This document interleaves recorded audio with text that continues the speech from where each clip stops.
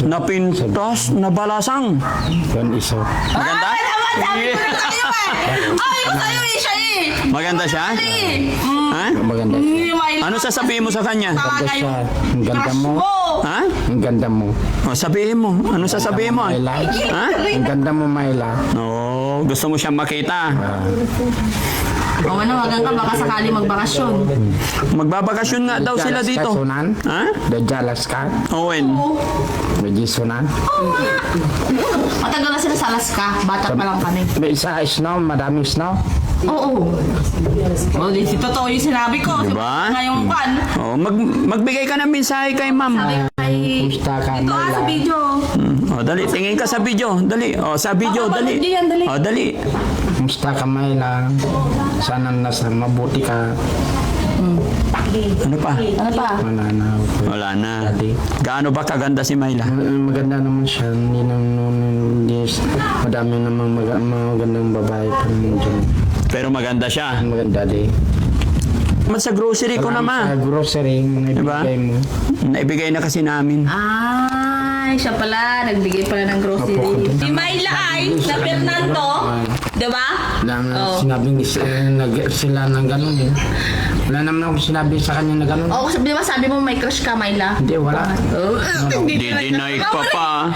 Nagdi-deny kayo sa kailan mo sinabi yun, may crush ka, sabi mo Mayla ang pangalan. Ako sinabing sa kanya na gano'n eh. Pero, siya yung tinutukoy mo. Yero pa na nanay Maylana. Pakita mo yung ano, pakita mo yung Inagan na lang matero pa nanay. pakita mo yung picture niya. Ano wala si Mayla? Hindi. Hanapin natin yung pangalan ni Mayla. Yung kinikilig siya. Majay? Asama Majay? Oo nga, asawa ko nga yun. Bibueda pa di balayaw? Ano man na, sa bali manata. Diyan, di balayaw? Hawa na dyan yun. Huwag mo nang tinatanong yun, matagal na yung panahon yun. Ay ano? Photos. Tingnan natin yung Naman photos niya. Fernando apelido na yung Fernando. Bakaro ang apelido. Hindi, Fernando. Ito siya, di ba? Apelido niya. Aba. Oo. Bakaro ang apelido. Hanap tayo ng solo. Pakita natin. Asawa ni Mayla. Nala Bakaro ang apelido niya. Oo, Bakaro. Walang Mayla Bakaro dito. Sabi mo malapit lang sa inyo. Eh, siya lang naman yung Mayla na malapit sa inyo. Toy?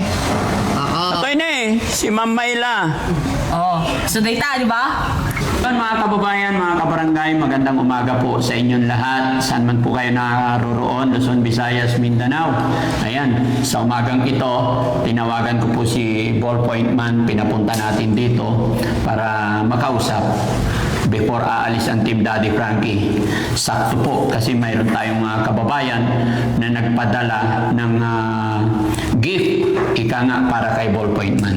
Dahil napanood nila yung blessing natin nakaraan at napanood nila na isa sa dahilan kung ba't nakilala ng Team Daddy Frankie si Kuya Oliver. No? Walang iba po si Ma'am Ginilita Kilding. Kaya pare-pasensya ka na, no? At isa pa, belated happy birthday. Sorry talaga, mga kababayan. Sorry talaga. Hindi ako nakapagbigay man lang ng greeting message. Okay lang yun kasi naiintindihan ko naman dahil busy kayo nag-iikot. Tapos nung blessing, nandito tayo, hindi mo na ako kinurner eh, para nakuhaan mo na ako eh. Oo. Pero, isa lang ibig sabihin yan mga kababayan, di bali, may next year pa. Oo. Di ba? May next year. Kahit nagpasa po tayo sa kalendaryo, may next year pa naman. Oh. Di ba? Yun yung patunay na may next year pa naman, babawi tayo sa sunod. Kumusta naman si Kuya Oliver today? Okay, daddy. Yun. Anong inulam mo kanina umaga? Daddy, yung itlog na pinirito. Ha? Itlog na pinirito yung toyo. Itlog na pinirito tsaka toyo. Toyo, yung kanina umaga. Toyo tsaka itlog. Very good. Masarap yan. No? Okay. So, balik na tayo dito. Ballpoint Man, nag-message sa akin si Ma'am Ginilita Kilding. Sabi niya, basahin ko lang ma'am ha, para at least na ririnig din nilang lahat. Daddy Frankie, nagpahabol po ako ng $100. Ibigay po ninyo kay Ballpoint Man ang 5,000. 5,000 pesos. The rest po, baka kay Ansing or Kuya Oliver. Maraming salamat po. Tapos yung $300 po sa telebisyon. Hindi pa rin naikabi. Asan yung telebisyon? Nagdala na ako ng telebisyon tsaka ano, hindi pa nakabi. Ayan, tuloy lang natin. Salamat po. Tapos yung $300 po sa telebisyon at prutas, basahan, rugs, sa pintuan at 2 timba para sa bathroom at kusina. Bahala na po kayo, Daddy Frankie, mag-budget.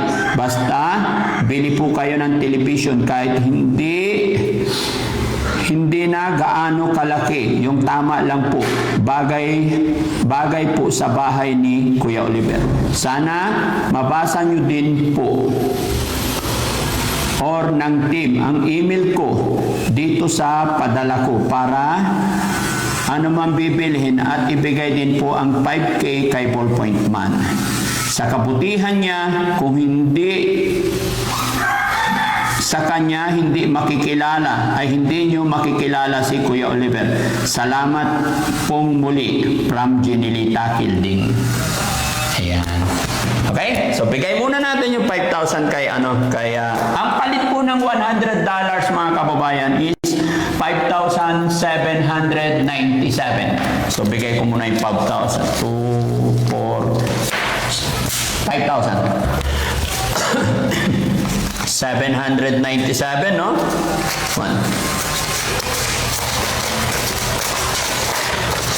797. Gawin na natin 800. Pero ayon sa kanya, kanino yung ibibigay? Yung the rest, 5,000. The rest, baka kay Ansing or kay Kuya Oliver. Yung sobra para kay Ansing o kaya kay Kuya Oliver. Kanino ibigay? Yung iba, Daddy, kay bibigyan ko kay Chiang. Yung iba, tatago ko pang bili ng makain. Yeah. Ha? Daddy. Sure ka? Oh, Daddy. Tapos sabi pa ni Ma'am Jenilita Kilding, bilhan din kita, tumatawag ko eh. Bilhan din kita ng prutas. Oh, Daddy. Akin na yung prutas na binili ko. Yun. Sabi. Oh, yes. Kain ka muna habang madami. No? Ballpoint Man, anong masasabi mo kay Ma'am Jenilita Kilding? Yun, pasalamatan ko pala si Ma'am Jenilita Kilding sa binigay niya pong blessings sa atin. No? Alam ko, marami na po kayong natutulungan, pero yun na, sabi ko nga, nagpapasalamat ako sa kabutihan ninyo sa mga tumulong po kayo, Oliver. Anyway, para sa akin, dapat hindi na po dapat kayo nag-abala. Kasi kami, masaya naman kami na nailapit namin kay Daddy Frankie ng walang kapalit. Pero dahil galing po ito sa puso ninyo, syempre, mahirap pong tanggihan yung grasya. At yun, papasalamatan ko po. Sana po, marami pa po kayong matulungan ng mga nangangailangan. At salamat po sa pagsuporta po kay Daddy Frankie at sa team po ni Daddy Frankie. Dahil syempre, sa mga nanonood po dyan, na patuloy pong sumusuporta sa Team Daddy Frankie, maraming salamat po.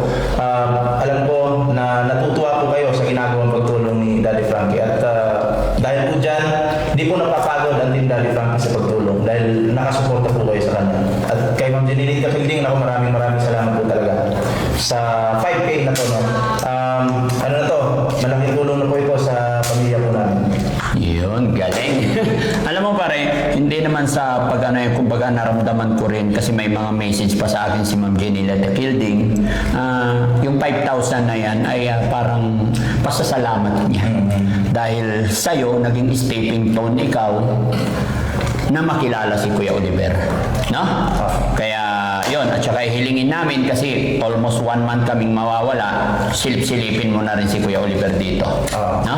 Yun. So, okay, Kuya Oliver. Tapos ito, yung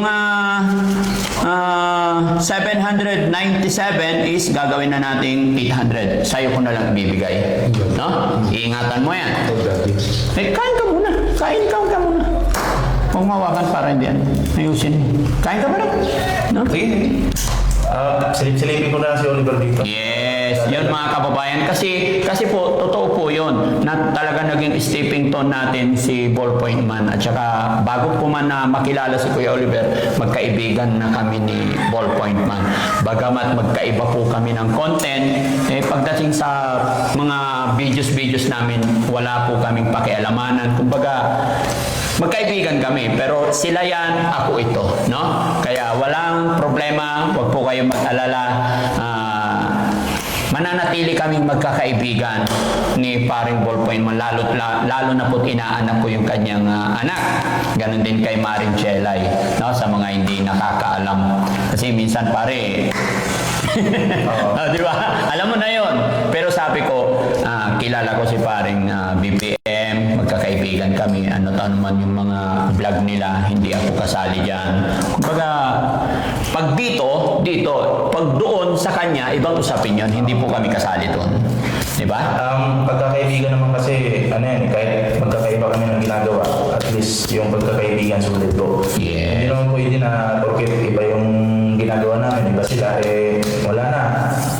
Kumbaga, kalimutan na, hindi po ganun. Hindi kami ganun ni paring Ballpoint Man. Opo. Yung pagkakaibigan namin may tiwala sa isa't isa, may respeto sa isa't isa. At hindi lang sa kanya mga kababayan, ganun din sa kanyang mother, sa mother ni Maring Jelay. Kumbaga magkakaibigan po kami, no? Kaya wala po tayong dapat alalahanin. Isa lang po ang hangarin, kagaya ng nangyari, nakita ni Ballpoint Man na nangangailangan si Kuya Oliver. Kaya sa atin niya inilapit. Okay? Kaya, huwag po kayo mag-alala. Mahilig si Oliver sa prutas, palagi ko pong dadalhin dito. Yun. Kahit paunti-unti lang pa rin. Dahil malaking bagay yun sa kanya. Kahit na 5 piraso lang na saging, 2 pirasong apple. Mas maganda yun na ganun. Basta every time na